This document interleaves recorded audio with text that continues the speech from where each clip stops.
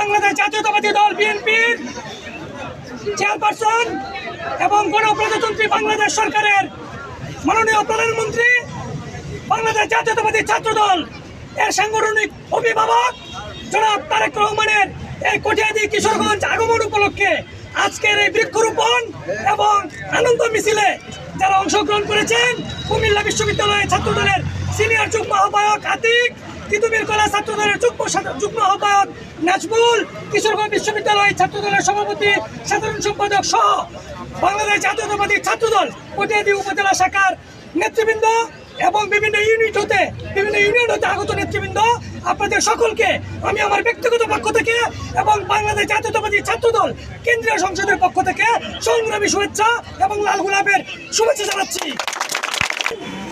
সরকার গঠনের এই অল্প সময়ের মধ্যে আমাদের মাননীয় প্রধানমন্ত্রী কিশোরগঞ্জকে নিয়ে যে চিন্তা ভাবনা করছেন, কিশোরগঞ্জের উন্নয়ন নিয়ে যে চিন্তা ভাবনা করছেন, ঠিক সে কারণেই উনি কিশোরগঞ্জে আগমন করছেন।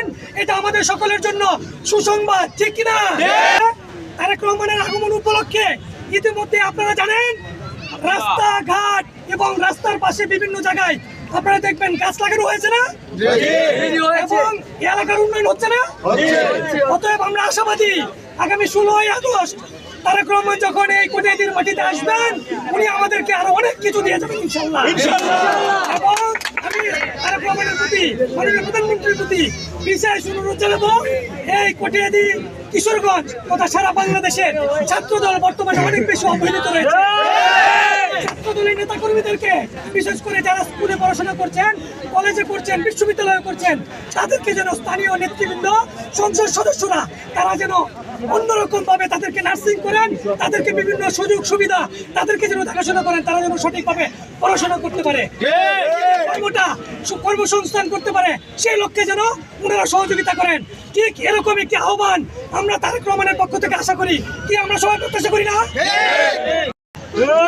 রাজনীতি করতো তাহলে ছাত্রদল 17 বছর রাজপথে থাকতো না।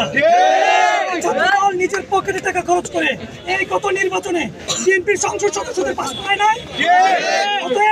সংসদ সদস্যদের প্রতি, বিশেষ করে আমাদের এই কিশোরগঞ্জ 2 কটিয়াদী বাকুন্দিয়ার গণমানুষের নেতা, ভোটে নির্বাচিত, বিপুল ভোটে নির্বাচিত মাননীয় সংসদ সদস্য অ্যাডভোকেট জনাব জালালউদ্দিন জালাল ভাইকে আমি আহ্বান জানাবো, আপনার নির্বাচনে এই ছেলেপেলেগুলো কাজ করেছে, আগামীতে আপনারা এই ছেলেপেলেদেরকে, দেখি নির্যাতিত ছেলেপেলেদেরকে যেন বিভিন্ন জায়গায় তারা নিজেদের কর্মসংস্থান এবং সুযোগ সুবিধা যেন পায়, সেই ক্ষেত্রে লক্ষণ। সুযোগ সুবিধা বলতে কিন্তু অন্যায় না, ন্যায় অনেক সুযোগ সুবিধা রয়েছে। আজকে আমার বাবা, আমার মা ঢাকায় হসপিটালে ভর্তি হবে, তো আমার এক বড় ভাই যদি ওই হসপিটালে থাকে, তাহলে আমি তার শরণাপন্ন হব না? তো সেই কাজগুলো আমরা অবশ্যই করব। এবং আজকে আমার সাথে যারা বিশ্ববিদ্যালয়ের নেতৃবৃন্দ রয়েছেন, তারা সকলে আমি প্রত্যাশা করি তোমাদেরকে চিনে গিয়েছেন, তোমরাও তাদেরকে চিনেছ। তারা ভবিষ্যতে নেতৃত্ব দিবে, আমরা চলে যাব, কিন্তু নেতৃত্বের প্রতিযোগিতা থাকবে। কিন্তু আমাদের মধ্যে কোনো হিংসা, বিদ্বেষ, পরনিন্দা এগুলো আমরা চাই না। আমরা তারেক রহমান থেকে অনেক কিছু শিখতে হবে, ঠিক?